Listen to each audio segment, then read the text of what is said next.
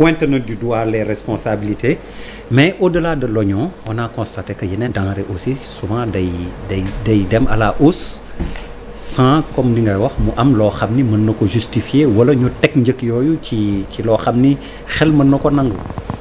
jërëjëf Der maa ngi lay nuyu bu baax di nuyu ñu ma bokkal plateau bi yëpp di am toujours mbégte bokk ci émission bi damay jàpp ne dafa jot sénégalais waxtaan ak sénégalais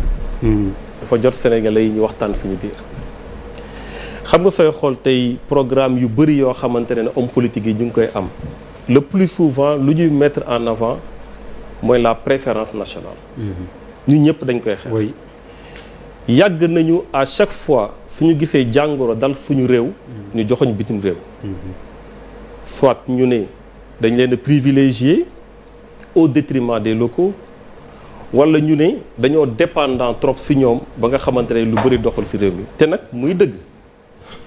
waaye su dee dépendance boobu dañ ko bëgg a dindi mënuñu compter lu dul Sénégal ci sénégalais yi ñu doon ñun pour mën a combler ce vide là parce que en réalité su dee li ñuy war a utiliser mënuñu ko jëlee bitim réew ñu nekk ci biir réew mi ci ñoom lañ koy yaakaare mais foofu nag da ngay dugg ci protectionnisme da ngay protéger un peu ñi nga xamante ne ñoon nga nekkal mais loolu dafa laaj ay mesures d'accompagnement moo tax dama jàpp na ne benn sénégalais suñu fexee ba xeexal ko ba mu war a taxaw pour mën a def liggéeyam te kenn du ko gàllankoor rawante di ñu nekk bitim réew sénégalais boobu lu ñu laaj ci moom mu def liggéeyam normalement parce que lii du rek soble gi ñaata entreprise sénégalaise lañ fiy jël pour tabax ay tali wala tabax ay bâtiment ñu defee ko nu mu leen neexee dem seen yoon te pourtant chaque fois du tere ñu taxaw ne dañoo war a jël jox ko sénégalais combien de fois loolu dañ koy seetlu tey lii produit fini la maanaam bay nañ ba pare bay jaay mais yéen ñëpp xam ngeen luy xew ci engrais bi xam ngeen luy xew ci semence yi état di ci teg bëtam te amul benn sanction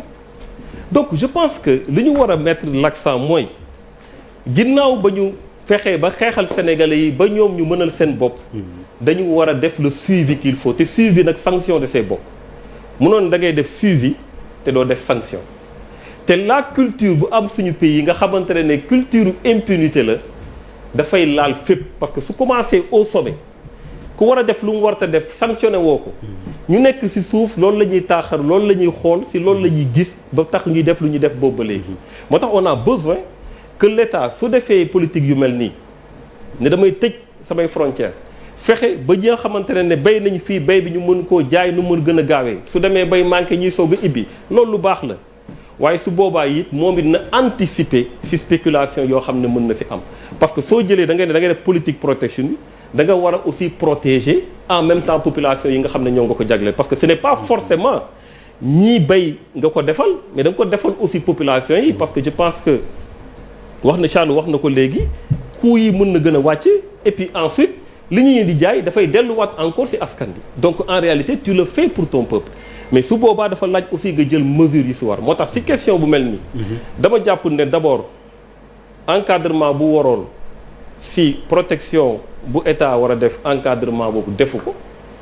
arrêté yu muy wax yu mel noonu dañ ko ciy xaar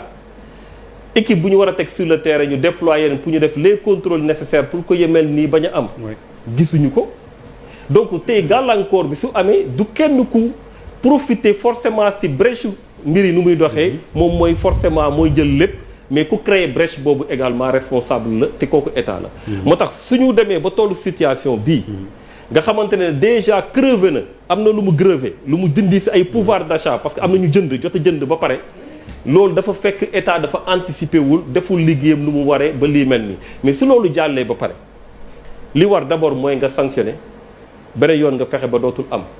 parce que fii Sénégal dara day am ñu wax ci def ci ay tour de table def ci ay débat def ci émission suñu paree suba wala déwén même heure ba même chose amaat donc je pense que loolu aussi dañu naan gouverner c'est prévoir il est temps que l'État muy prévoir davantage li muy wax c'est tellement vrai man am na benn grand projet boo xam ne mi ngi daggee géej